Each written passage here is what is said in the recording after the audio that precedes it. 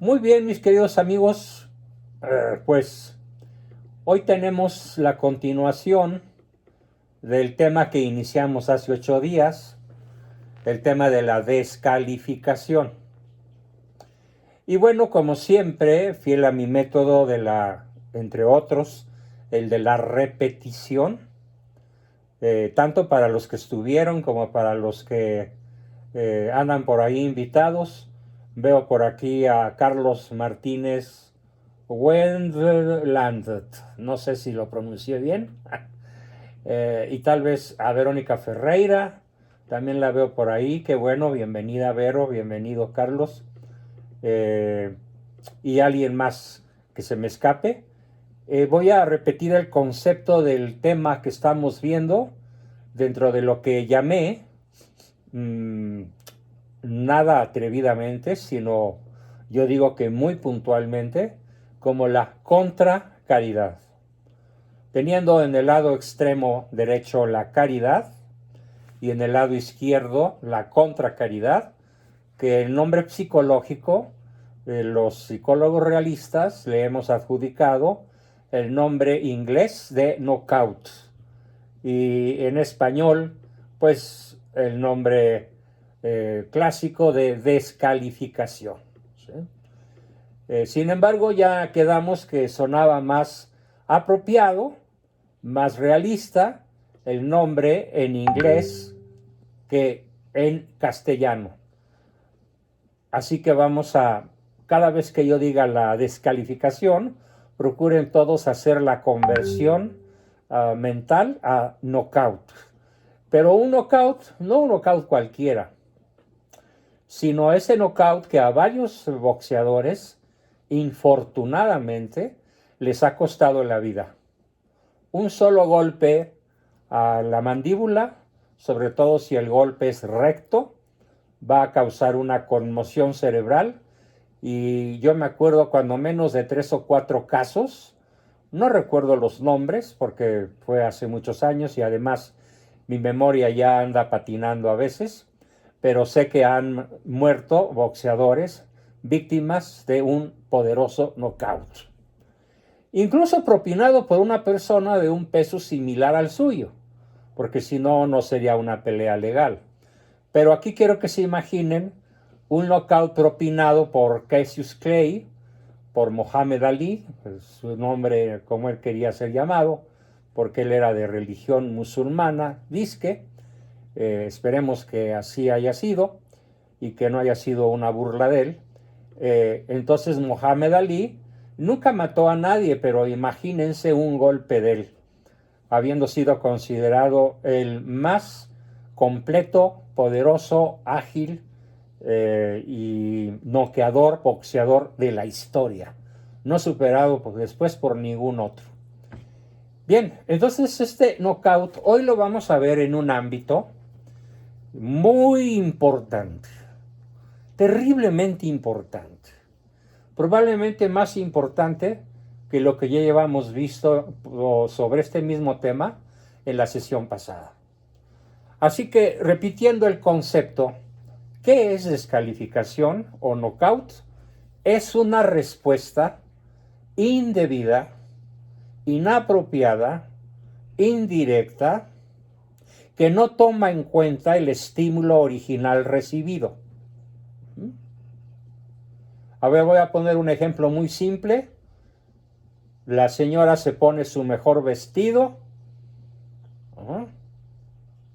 se arregla de modo despampanante, un poco de manera que su marido no la vea, y cuando ella se le aparece a su marido que ya se va, ¿sí? Y le cierra el paso la guapa señora y le dice: ¿qué tal, mi amor? ¿Cómo me veo? Y él le contesta: quítate que tengo prisa. Fíjese cómo esta contestación es un knockout, porque no toma en cuenta el estímulo recibido. ¿Qué tal me veo? Nada le quitaba haber empleado 10 segundos de su valioso tiempo para decirle: te ves preciosa, mi amor, te felicito por tu arreglo, me encantas, y darle un beso, un abrazo, un apapacho de despedida, no le hubiera costado el menor trabajo. Pero ¿por qué le cuesta tanto trabajo a la gente, en general, responder de modo apropiado el estímulo original recibido? Y en vez de la respuesta apropiada al estímulo original recibido, la gran mayoría de nosotros, y lo estuvimos comentando amplísimamente en la sesión pasada y después durante toda la semana en muchos chats personales, ¿por qué hacemos eso? Bueno, quedamos que es un factor cultural, que la gran mayoría de nosotros creció, entre comillas, educado con la descalificación. Y esta descalificación la hacemos extensiva a multitud de asuntos cotidianos. Así que en esta segunda sesión dedicada a este tema, y pidiéndoles que no pierdan de vista que estamos dentro de la virtud macro de la caridad, y en este caso dentro de la contracaridad, para que nos sigamos ubicando en el tema que quiero a todos llamar poderosamente su atención. Ahora nos vamos pues a ocupar de otro tipo de descalificación tremendamente frecuente en nuestra cultura, y que es la descalificación a la persona por su forma diferente de pensar. ¿Sí?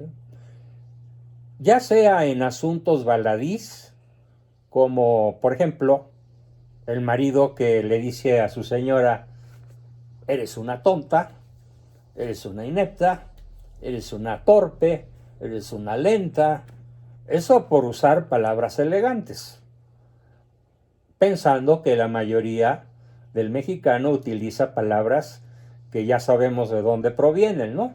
Del lugar más pelado, vil, rastrero, agresivo de la República Mexicana, que es Tlacotalpan, Veracruz.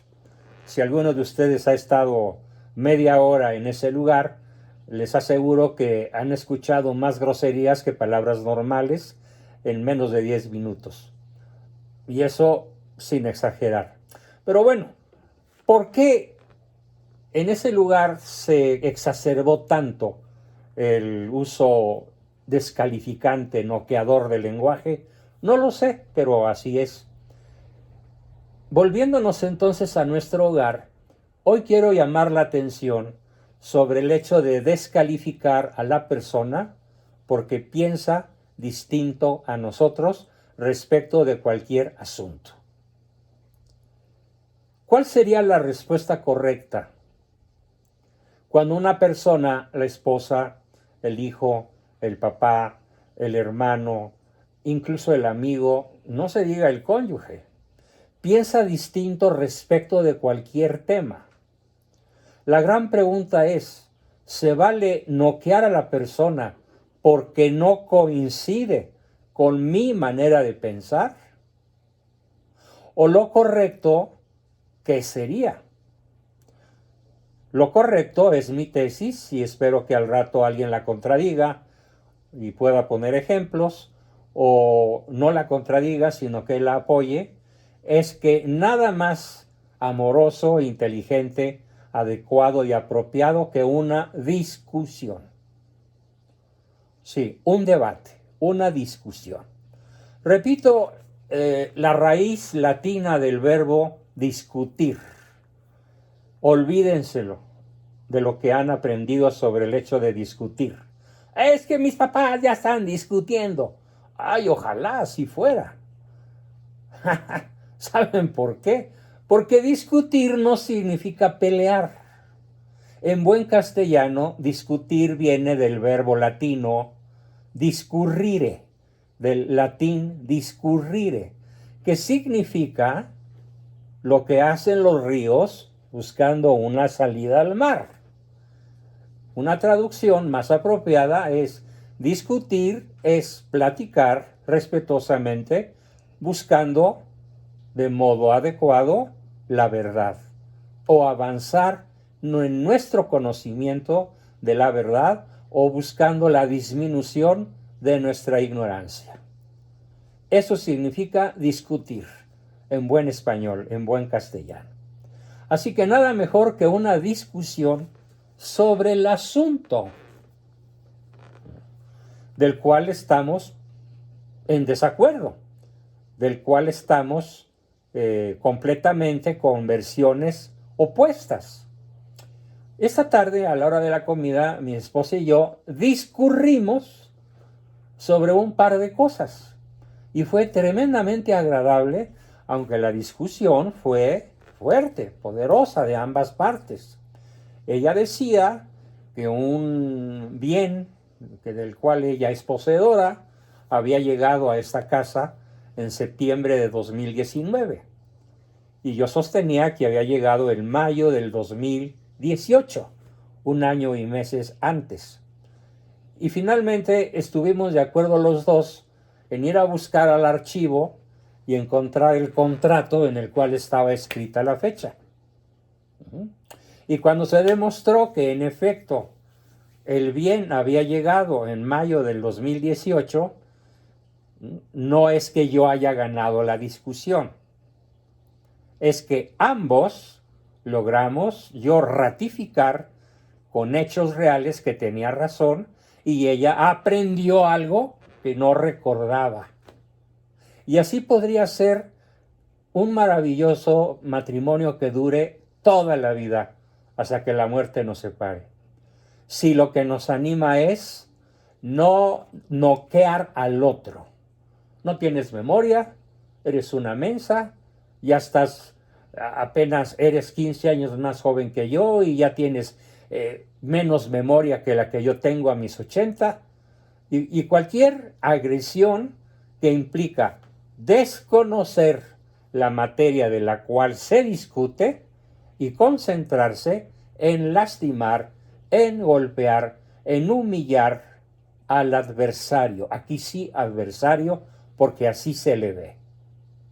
Así que en este primer enfoque, que es descalificar o noquear a la persona, en vez de atender al motivo por el cual podríamos discutir, es algo que se da con una frecuencia asombrosa, lastimosa y digna de lamentar. Así que entonces, este mensaje de hoy, en el cual vamos a analizar un caso real de descalificación en un nivel muy alto, en una situación que realmente da pena, mucha rabia y mucha impotencia, y que en estos momentos está ocurriendo, vayamos pensando todos en que el caso que voy a presentar el día de hoy, que es un caso real, un caso anecdótico, un caso cuyo desenlace desconocemos y que puede ser muy tétrico, que puede ser muy trágico para uno de los actores. Y para el otro bando puede ser ganador, en el sentido de la palabra ganar, pero perder la compañía y perder el amor y quedarse con el triunfo solitario, que es el concepto de ganador, muy distinto del concepto de triunfador, que es aquel que sabe ganar, pero en compañía de quienes ama y sin aplastarlos, sin olvidarlos, sin dejarlos atrás, sino, como dice el lema de Mexicana de Aviación, el chiste no es llegar primero, sino todos juntos. En este sentido, entonces, vamos a ver el día de hoy un caso real que a mí me tiene muy, ¿qué les dijera yo? Imagínense la palabra indignado, enojado, molesto, escandalizado y todos los sinónimos que pudiéramos aplicar al respecto. ¿Por qué quiero tomar como ejemplo de nocaut y descalificación este asunto? Por varias razones. Uno, porque, bueno, pues afortunadamente tengo un numerosísimo auditorio en mis redes sociales que a veces ha llegado hasta 500,000 de personas. Yo espero que este video llegue a muchísimos miles de personas en toda la República Mexicana, porque importa a la cultura mexicana. La descalificación, el knockout, es un problema cultural. Así que con este video yo espero hacerme escuchar por miles, tal vez cientos de miles de personas, para que cuando vean las barbas de su vecino cortar, pongan las suyas a remojar y se preparen para dar una ardua, valiente, asertiva e intrépida pelea. ¿Por qué? Porque hoy, como han dicho muchos, incluso hoy lo dijo un periodista de nombre Carlos Marín, de quien suele ser un excelente crítico contra el bulto de Palacio, aunque en otros aspectos no le conozco su forma de pensar. Los demonios andan sueltos. ¿Y de qué manera? Los demonios andan sueltos ahora en una universidad. Y me afecta un poco más porque es la universidad de mi tierra, de Baja California. Y de Baja California Sur. O sea, mi territorio, el territorio donde mi padre pretendió en 1940 y 41 fundar la Ciudad de Dios, con el libro de San Agustín en la mano, aquel famoso santo que escribió la Ciudad de Dios y la Ciudad del Hombre. La Ciudad de Dios cristocéntrica, en paz, porque en la Ciudad de Dios hay justicia. Y donde no hay justicia no puede haber paz. Y donde no hay paz no puede haber amor. Y entonces se presenta la guerra. En este fin de semana fueron ejecutados, tan solo de viernes a domingo, casi 300 personas en este país. Bueno, eso ya como que ya no nos asombra, ¿no? Incluso descalificamos el hecho mismo. Ay, pues son narcos, pues son delincuentes, pues se pusieron donde no debían. O como dijo Adán Augusto López, el secretario de Gobernación, fíjense qué maravilloso ejemplo de descalificar el hecho en vez de concentrarse en el hecho, y descalificó a las personas. Es que mataron a los 2 jesuitas por estar en tierras del narco. Si ya sabían que ahí hay tanta violencia, ¿para qué se la fueron a buscar? Eso lo dijo Adán Augusto López, el secretario de Gobernación, al día siguiente del asesinato de 2 maestrillos míos de la prepa, de cuando yo tenía 18 años y ellos tenían 25, y ya cursaban para ser sacerdotes jesuitas y daban clases de ética, de lógica, de matemáticas. A mí me tocaron las clases de lógica y de matemáticas con uno de ellos 2. Pero el secretario de Gobernación descalifica el hecho mismo del asesinato para dar una respuesta, una opinión, un knockout de contenido ideologizado. Otro magnífico ejemplo de lo que es descalificar a la persona en vez de concentrarse en el hecho. Pues sí, es un hecho lamentable.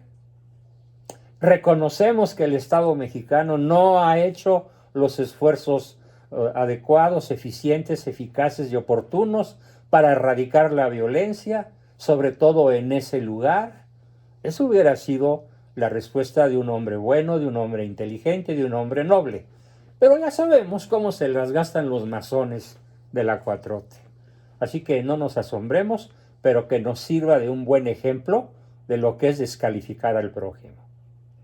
Ricardo, levantaste la mano y si tienes un comentario sobre lo que estoy diciendo, me gustaría que de una vez lo lances porque creo que sería muy oportuno. Sí, nada más 3 puntos. Uno, está el ataque de todo Morena en contra de la iglesia, precisamente por los comentarios, ha sido brutal, no solamente por él, no solo por Adán Augusto, sino por el mismo López Obrador y por muchos. Segundo, esta semana salió un reportaje en Proceso, el cual ha sido avalado por otras investigaciones, en donde hablan que gente misma de la Guardia Nacional ha declarado que el número real de muertes es cuando menos, y subrayo esto, el doble de los que ahorita están presentándose. Caray. ¿Por qué? Porque el gobierno está manejando las cifras muy inferiores a las reales. Y dice, fácil pueden llegar a ser 3 veces el número. O sea, los números oficiales están hablando de 300 personas muertas el fin de semana, cuando menos son 600, No lo dudo. cuando menos. Y pueden llegar a ser hasta 900. Dice, una de los, entre comillas, acuerdos que tuvo el gobierno con el narco es que el narco está optando a sus asesinatos, ya no los está dejando públicos. O sea, están matando gente inocente. Otro de los detalles, tuve una discusión en el fin de semana que decía, es que las mujeres, yo le dije, espérame tantito, están matando prácticamente por cada mujer, están matando casi 10 hombres. Me decía, es que la mayoría son malos. No, hay un detalle que se hizo y están más o menos el 80% de los seres humanos, hombres y mujeres, que mueren son inocentes.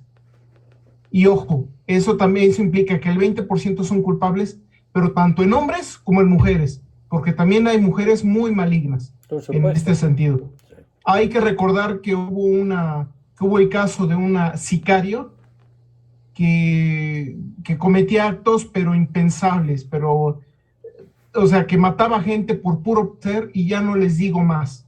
Nada más se los digo que llegaba a actos de maldad que ni en los hombres se ve. Así se los pongo. Sí, porque la Entonces, corrupción de lo mejor es lo peor. Cuando la mujer cae del exactamente, pedestal donde el Señor la colocó, se vuelve una especie de diableza. Peor que los hombres. peor que el hombre, Peor que el peor hombre. que los hombres. Sí. Entonces, y por ahí, insisto, no, mejor no lo digo, pero de verdad o sea, ya a niveles de depravación, porque esa es la palabra exacta. Sí. Entonces, ahorita hay que tener mucho cuidado. Están hablando de que cuando menos es el doble de la cifra oficial, cuando menos. Y Bien, eso, entonces se un descalifica reportaje. también el hecho como tal. No solo se descalifica a Ujú. la persona, sino que se descalifica el hecho. ¿Sí? Sí, y el ataque de la 4T a la iglesia. Ahorita Bueno, prácticamente se está viendo brutal. Un ejemplo ya un formidable. ataque abierto. Sí. Gracias, Ricardo. Perdón. Un ejemplo formidable de la descalificación es el comentario del bulto de Palacio. Dijo muchos improperios, pero el que más me llamó la atención es llamarles a los sacerdotes hipócritas. Y además haberles dicho que cuando hubo la matanza de Krill y la matanza de aquí y la matanza de allá, en los periodos de Fox, Calderón, Cedillo, Peña Nieto, etcétera, la iglesia se cayó. Y por fortuna, el obispo Castro de Cuernavaca sacó la lista completa de los documentos publicados por la iglesia de modo oficial por el SEM o por la Conferencia Episcopal Mexicana, SEM. Cuando hubo estas masacres, la iglesia nunca cayó. Entonces aquí descalifica Obrador, qué lástima que se apellide de ese modo, descalifica el bulto de Palacio, justamente aquello que debería haber calificado o reconocido. Sí, en efecto, la iglesia siempre ha protestado cuando hay este tipo de violencia, este tipo de masacres, nunca se ha callado la boca, así que en efecto no puedo calificar a los curas, a los sacerdotes, a los obispos y cardenales de México como hipócritas. Pero ya sabemos que eso nunca lo va a hacer, porque se lo impide, en caso de que él quisiera hacerlo, que no lo creo, pues se lo impide el juramento masónico. Pero bueno, aparte de todos estos ejemplos que de modo introductorio ya vimos, yo quiero compartir con ustedes la indignación, la rabia, por qué no decirlo así, que me ha provocado el caso de Cristian Fernando Cortés, que es un alumno mío. Yo no lo sabía, hasta que me cita en su documento, del cual voy a leer algunos párrafos que considero importantísimos, del discurso que provoca la descalificación a la persona, el knockout a la persona por pensar de modo diferente. Esto es algo que nos atañe a todos, mexicanos, compatriotas, amigos, alumnos, pacientes, compañeros de equipo, nos atañe a todos y no podemos dejar pasar este brutal ataque de la izquierda ideologizada en grado extremo a una persona noble, inteligente, audaz, ¿por qué no decirlo así?, valerosísimo, que se atrevió a contradecir en su discurso de recepción profesional en la Universidad Autónoma de Baja California Sur, y sin más entro en materia. ¿Qué dijo él? Bueno, sería muy difícil, no nos alcanzaría a analizar todo su documento, pero hay algunos párrafos que son verdaderamente brillantes.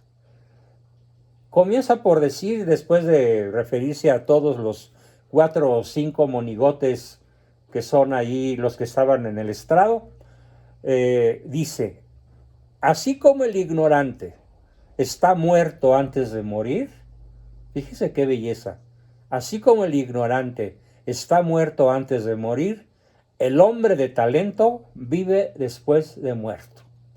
Y allí las mujeres de izquierda lanzaron el primer aullido de protesta. ¿Por qué excluye a las mujeres? Y entonces él tuvo que decir, no excluyo a las mujeres. Cuando yo digo la palabra hombre, lo digo en el sentido que lo decían los griegos, antropos, el hombre, el ser humano. Y continuó, por tal motivo es conveniente recordar, bla, bla, bla, y recuerda a los que han sido sus maestros y se extiende en reconocimiento para los que facilitaron, expresa su admiración, a los que facilitaron que él ahora esté recibiendo su título de licenciado en psicología, pero ojo, él ya tiene antes otra carrera, no recuerdo cuál, se lo voy a preguntar, pero en la cual sacó un 9.9 de promedio. Y ahora... Contaduría. Y en la actual, en psicología, tiene un promedio de 9.98. Bueno, hasta me sentí yo humillado porque yo presumía mi 9.81. Y ya me ganó por una buena cantidad de centésimas, ¿no? Entonces, y continúa, se dirige a su mamá, se dirige a su papá y lanza otra declamación, otra proclamación que merece de parte del auditorio el segundo aullido de protesta. La segunda descalificación se escucha en todo el auditorio cuando él dice, toda familia necesita un padre. Bueno, porque entonces las mujeres dicen, ¿cómo? Entonces a fuerza tenemos que tener un papá. Y si ya no nos gusta el papá de nuestros hijos, y si ya lo cambiamos por otro, y si yo soy madre soltera, entonces se sintieron brutalmente ofendidas porque Cristian se atrevió a proclamar como derecho natural que toda familia necesita un padre. Ahí se escuchó la segunda brutal propuesta de la gran mayoría del auditorio. Incluso los 5 personajes, digamos, de adorno que están ahí por parte de la universidad, los directores o qué sé yo, también alzaron el ojo de protesta. Continúa hablando de los hermanos, los abuelos, de la vida misma y resume su primer parte del discurso refiriéndose a la vida, la familia, la unión de la misma, la patria, el amor y el respeto, y a todos ellos los llama valores absolutos, que lo son a pesar de que están siendo sometidos a un proceso de ruina, de arruinarlos. Allí viene otro grito de coraje de parte del auditorio. Y continúa, citando al gran filósofo Gilbert K. Chesterton, mi escritor favorito desde mi adolescencia. Formidable filósofo, escritor inglés, converso al catolicismo. Dice Chesterton, citado por Cristian, todo buen pensamiento que no se convierte en palabra es un mal pensamiento. Y toda buena palabra que no se vuelve acción es una mala palabra. Bueno, a mí me dejó asombrado porque a pesar de que presumo haber leído a Chesterton completo, la verdad es que en ese momento tuve que reconocer que no me acordaba de esta genial cita. Todo buen pensamiento que no se convierte en palabra es un mal pensamiento, y toda buena palabra que no se vuelve acción es una mala palabra. Por eso, al tener presente siempre 4 conceptos inviolables e insustituibles en nuestro actuar público y privado, que es nuestra vocación y destino, está hablando de la vocación del psicólogo, está basado en la integridad, la coherencia y en el sólido soporte moral. ¿Cuáles son esos 4 conceptos insustituibles en el actuar público y privado del psicólogo? La persona, la ética, la bioética y la dignidad, que son convergentes entre sí, es decir, son del conjunto de valores universales absolutos que rigen la conducta humana en toda relación social. En las ciencias, voy a ampliar el documento, en las ciencias de la vida y de la salud, fundamentada en la condición especial y en la cualidad propia del ser humano, que busca siempre vivir en la verdad, la belleza, el bien y la unidad, de la cual emanan los derechos fundamentales. Continúa y dice: queridos psicólogos y graduados, uno de los retos más importantes del ser humano es mantener la unidad entre lo que se piensa, se dice y se hace. Bueno, ahí le faltó a Christian, pero no es relevante, lo que se siente. Yo siempre he dicho que son esos 4 verbos. Él mencionó 3, pero está bien.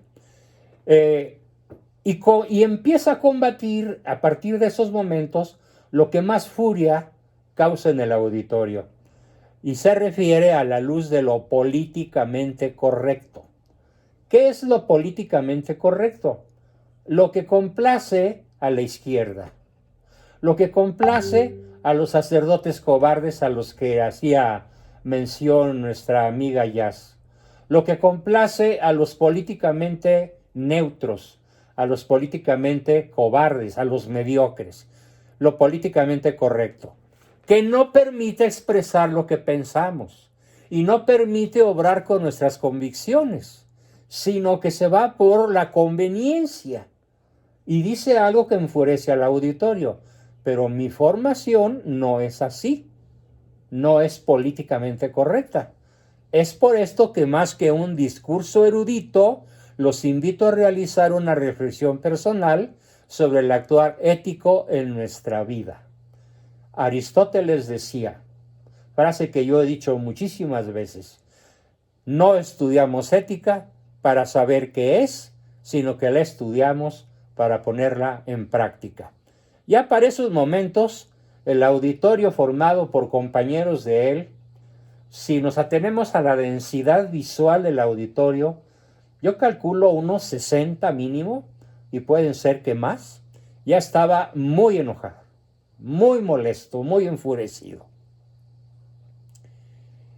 Y viene, a ver, déjenme encontrar algo que también vale la pena citar. Aquí está. Hace algunas décadas, George Orwell, en su libro de nombre 1984, afirmó que malos tiempos corrían cuando era necesario explicar lo que a todas luces era evidente. ¿Y qué es lo que es hoy evidente? Que se está elevando, esto enfureció brutalmente al auditorio, se está elevando a rango de ley la cultura de la muerte. ¿Qué es elevar a rango de ley la cultura de la muerte? Y lo cita Christian: el aborto, el matrimonio LGTBI, la ideología LGTBI, la ideología de género, el matrimonio disque igualitario, el derecho a cambiar de pareja como de calcetín, y a cualquier cosa parecida.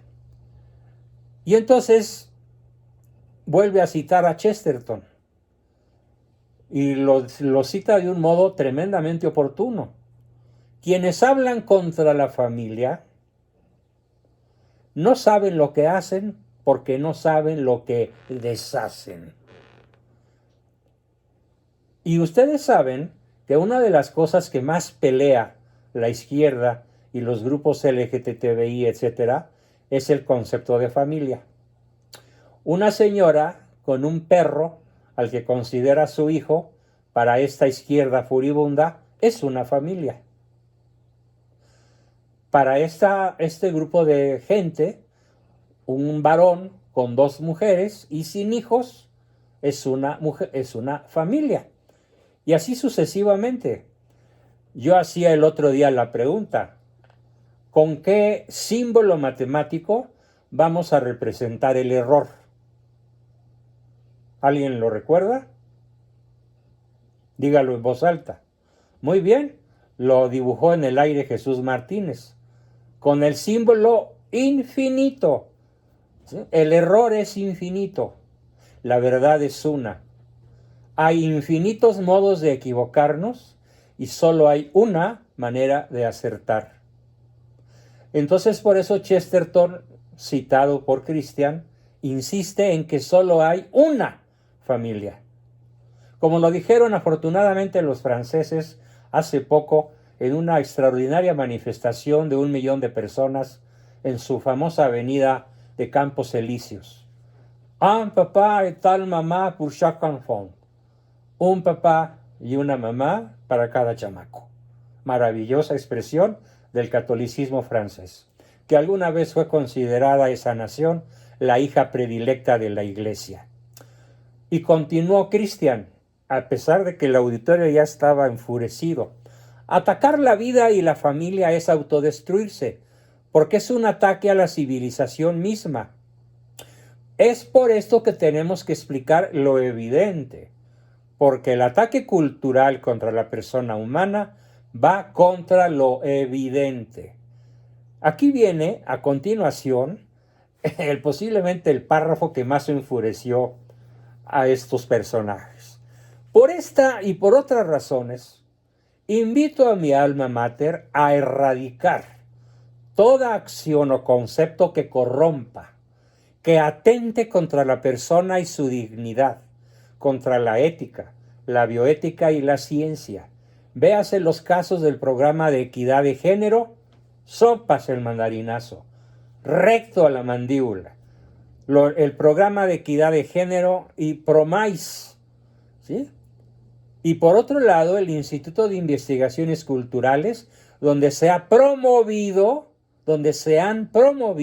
eventos dirigidos a niños por parte de drag queens. Y lo describe. Hombres disfrazados de mujeres con vestimenta y rasgos exóticos y exagerados.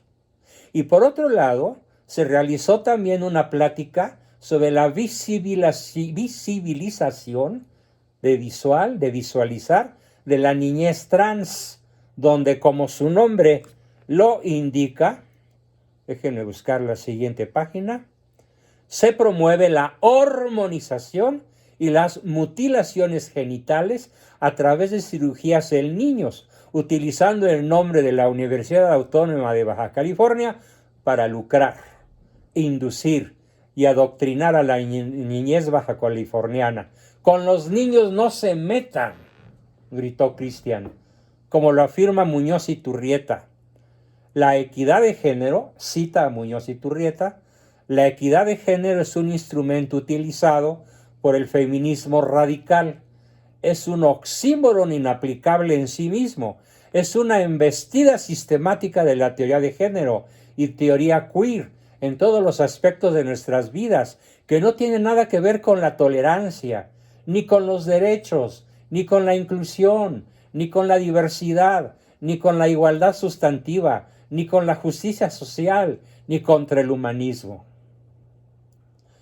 sino con moldear y redefinir al ser humano, negando y destruyendo su naturaleza como tal, a través del libre desarrollo de la personalidad, que es la guarida de la pedofilia. Yo creo que aquí fue donde la izquierda explotó Y ya se podrán imaginar, les está diciendo a los compañeros de generación y a los maestros, qué valor de Cristian. Les está diciendo, ustedes son la guarida de la pedofilia, de la pederastia, de la prostitución, de la trata de blancas, de la drogadicción, pues los criminales se amparan bajo este término, atentando contra el sano desarrollo de la personalidad y el orden público. Bueno, y luego Cristian tiene a bien citarme. Me cita, y a mí, cuando yo vi ahí mi apellido, y luego le pregunté, oye, ¿te refieres a mí? Pues sí, doctor, vea su párrafo de la página tal de su libro de Solo la persona virtuosa es feliz. Ah, bueno, pues gracias y gracias por reconocérmelo y citarme. Cristian dice literalmente, sí, parafraseando a Abascal, el relativismo moral, ahora estoy hablando yo por medio de la boca de Cristian, el relativismo moral, la aprehensión de la realidad desde visiones ideologizadas o de una política educativa sin referencia antropológica ni moral, están siendo el hilo conductor de muchas sociedades. Es preciso, pues, enfatizar que lo visto en la universidad no constituye la totalidad de la persona humana, ni abarca toda la experiencia humana, porque hay ámbitos en los que la universidad, palabras mías, ha de inclinarse con reverencia a la conciencia, a la familia, a la relación del hombre con Dios, la cultura, ámbitos en los que ella, la universidad, ha de crear condiciones para que el espíritu humano se explaye tanto cuanto sea capaz de hacerlo, sin más límite que mantener el orden público. La universidad no puede decidir la conciencia de las personas. La universidad no puede soslayar el modelo universal de familia. La universidad no puede ni siquiera entrometerse en la cultura, porque al instrumentalizar la cultura la corrompe. La universidad se ennoblece y se consolida cuando se orienta al servicio ético a la vez que a la excelencia académica. Hasta aquí termina la cita que hace de mí mi estimadísimo y admiradísimo soldado de Cristo, Cristian. Y termina su discurso, me faltan 2 párrafos que no tienen desperdicio. No nos resignemos, seamos rebeldes. Tenemos ese derecho. Ser rebelde no es tirar piedras, no es insultar, no es ni siquiera desobedecer a los padres, no es vandalizar. Bueno, imagínense a las arpías reunidas ahí, porque ellas siempre vandalizan. No es vandalizar, no es ser maleducados, vándalos y delincuentes. Ser rebelde es poner pie en pared y decir alto. Y claro que entre la espada y la pared elegimos ser espada. Y hay momentos en los que las personas o la misma sociedad se enfrentan a la historia. Hoy es día de casarse. No, bueno, imagínense el estruendo. Hoy es día de casarse, de tener hijos, de formar una familia fundada en el matrimonio. Son actos revolucionarios contra el statu quo, contra el establishment. Y es por esto que tenemos en nuestras manos nuestro destino, que es vivir en la sociedad, en la verdad, en la belleza, en el bien y en la unidad, en busca siempre del bien superior de la persona, con la persona y para la persona, dando siempre argumentos de orden filosófico, médico, científico, sociológico e históricos en el actuar de las relaciones humanas. Como bien lo expresó Chesterton, el hombre libre no es aquel que piensa que todas las opiniones son igualmente verdaderas o falsas. Eso no es libertad, sino debilidad mental. Porque el hombre libre es aquel que ve los errores con la misma claridad con la que ve la verdad. Finalizo, dice Cristian. Es muy importante, pues, tener presente 3 verbos en el ejercicio de nuestras vidas, que juegan muy bien entre sí, cualquiera que fuera su orden. 1. Tienes que saber. Tenemos que estudiar, tenemos que tener conocimiento de causa, de lo que se está haciendo, todos los días estudiar, menos Facebook, menos TikTok, mucho más libros de autores que ayudaron a construir la cultura, no de los que pretenden destruirla. 2. Tienes que amar. Nadie busca el bien del otro si no lo ama. Llámale solidaridad, porque solo a través del amor y la solidaridad una persona puede empeñar su vida, su corazón y su inteligencia en la construcción del bien de los demás. El bien de otros no se constituye por un salario, por un currículum, no por un puesto. Se constituye y se construye porque se le ama. Y 3, tienes que servir, es decir, llevar a la práctica esa vocación que se te ha dado o que has elegido, que solo tú en la posición donde estés puedes realizar y que nadie más va a venir a hacerlo en tu lugar. No importa qué tan lejos llegues, nunca olvides a Dios, a tu familia, tus valores, tus raíces, para que así, al promover la cultura de la vida y la civilización del amor, el compromiso con la vida y con la familia sea condición para lograr un futuro luminoso para México y para la humanidad. Por la realización plena del hombre. Es el lema de la universidad y él lo toma tal cual y lo cita, pero en el contexto de todo su discurso resultó, según el auditorio casi en su totalidad, ¿qué creen? En un discurso de odio. Y como tal fue denunciado. Todo lo que acabo de explicar fue denunciado penalmente por la universidad y la firma de cientos de alumnos de la universidad que además salieron a las calles a protestar contra Cristian y a exigir que no se le dé su diploma oficial de licenciado en psicología, que se le impida titularse porque es una persona que odia y pronunció un discurso de odio.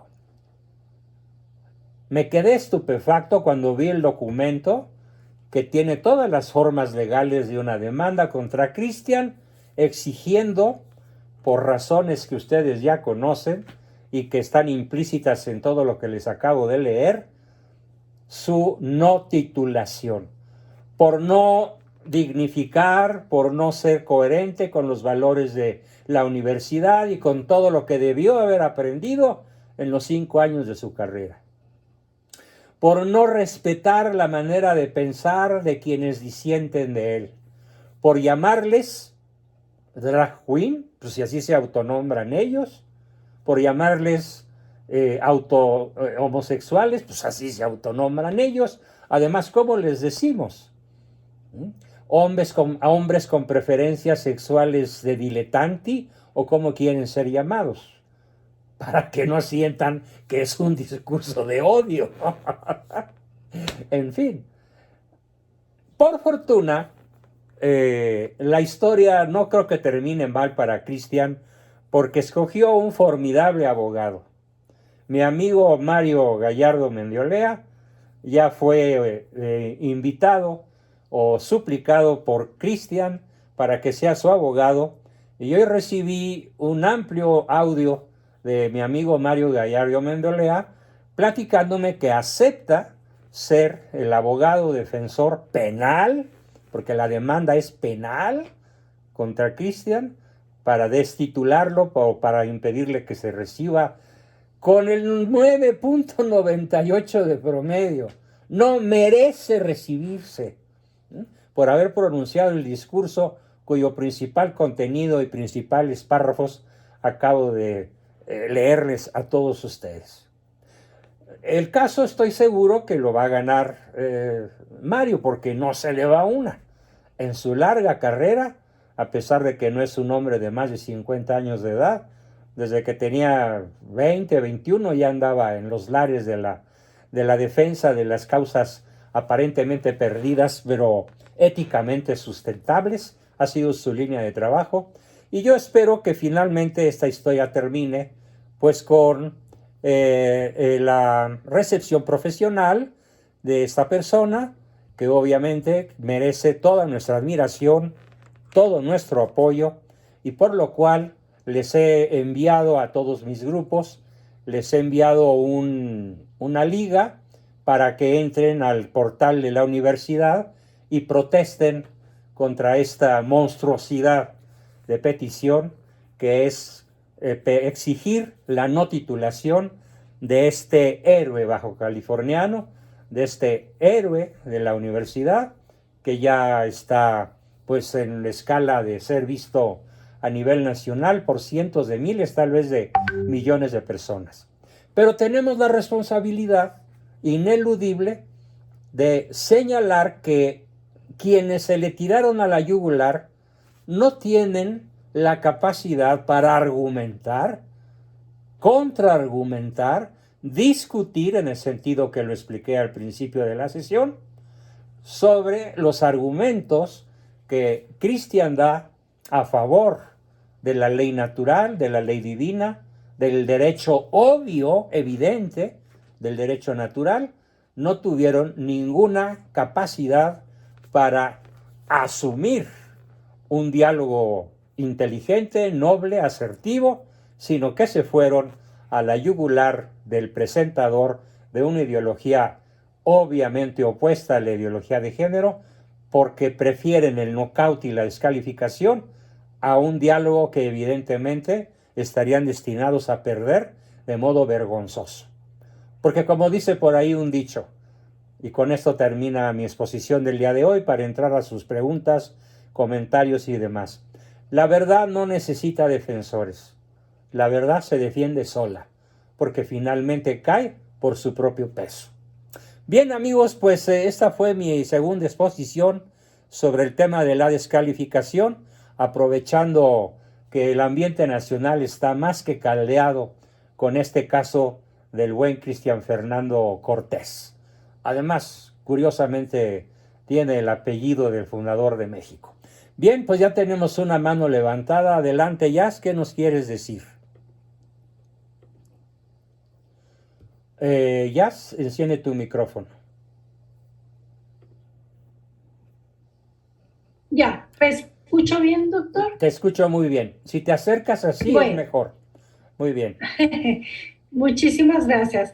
Bueno, aquí todo lo que escuchamos ahora sobre Cristian, perdón por no estar enterada, pero yo creo que